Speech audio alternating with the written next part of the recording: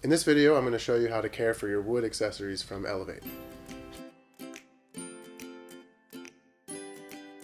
At Elevate, all of our products are finished with only a mineral oil and a carnauba wax, which allows the wood to breathe and age naturally, while at the same time allowing you to refinish the wood very easily, as opposed to, say, using a polyurethane or some other sort of varnish, which would prohibit you from finishing it without having to do this major overhaul and a full refinishing, where you might actually have to know a lot about wood finishing. In this case, anybody can do this. It's very simple. So what you're going to need is some sort of oil. A seed-based oil or a mineral oil works best, so jojoba or a hemp oil will also work, and if you're in a pinch, you can also use coconut oil. I would avoid using any sort of vegetable-based oils like olive oil or actual vegetable oil. You'll also want an old t-shirt, like a little piece of microfiber cloth or a t-shirt, a little bit of isopropyl alcohol, and a paper towel. And if you're going to really get in there and clean it up, you can use a polishing pad, something about 1,000 grit or more. And if you really have some extra stuff to clean off, maybe you chipped your wood, you'll want maybe a 320, possibly a 220 grit sandpaper, which you can pick up at a hardware store. The polishing pads you might have to buy online. Coming soon from Elevate will be a whole kit that includes all of these things for you for ease. So I'm going to start by cleaning this joint tip, and I'm going to start by cleaning the inside with a little bit of isopropyl alcohol and this paper towel. Now, this same step is going to apply to, say, your mini hitter tips, or even the inside of the dugout where your pipe goes. That's going to be where resin collects, and anywhere that there's going to be resin, it's going to be a little sticky and stinky, and so you want to get to that first. So step one, I will take a tiny bit of paper towel and I'm going to twist it up.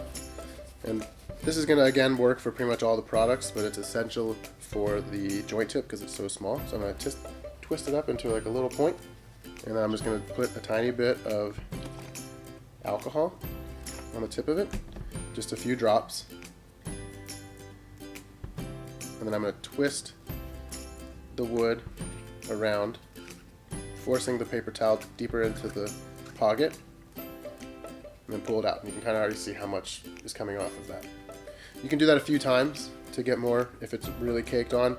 Once might be enough if you're cleaning it more frequently, and depending on the product, might have more or less.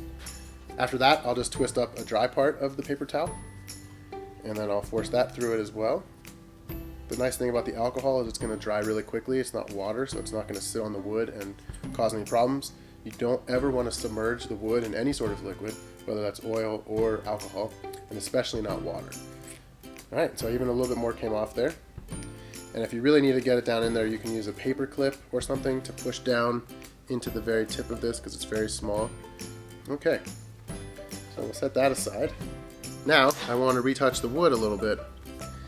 If, say for example, I had a small chip and it was a little rough, you could just take your sandpaper, again 320 grit, and you can just gently clean up that edge. And you can see I'm not really doing any like serious, pushing on it super hard. If you get a really sharp edge anywhere on it, you can kind of just give it a really gentle rounding off like this. Same thing would apply for, say, your dugout. If you had maybe like a big chunk of dirt or resin that's like stuck on there, you can use this and you can get on there. And again, this is going to be the roughest grit, so it has the most potential to scratch the wood. So if you start sanding it like this and you see a little bit of scratches, that's fine. Just go up to your next grit and polish some of those scratches off.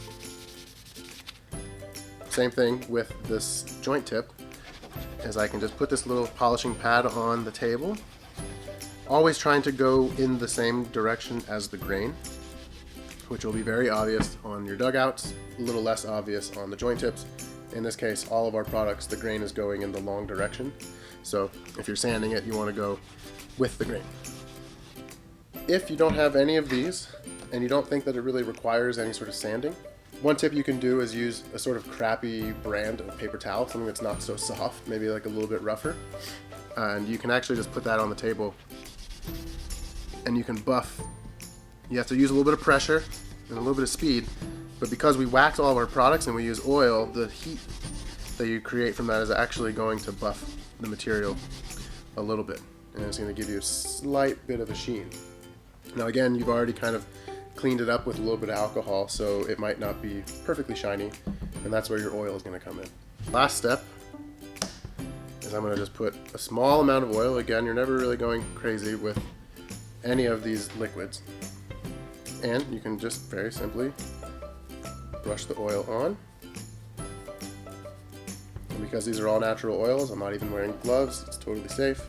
Once you've buffed it on, if you use a dry spot on your shirt, you can just buff off the excess oil.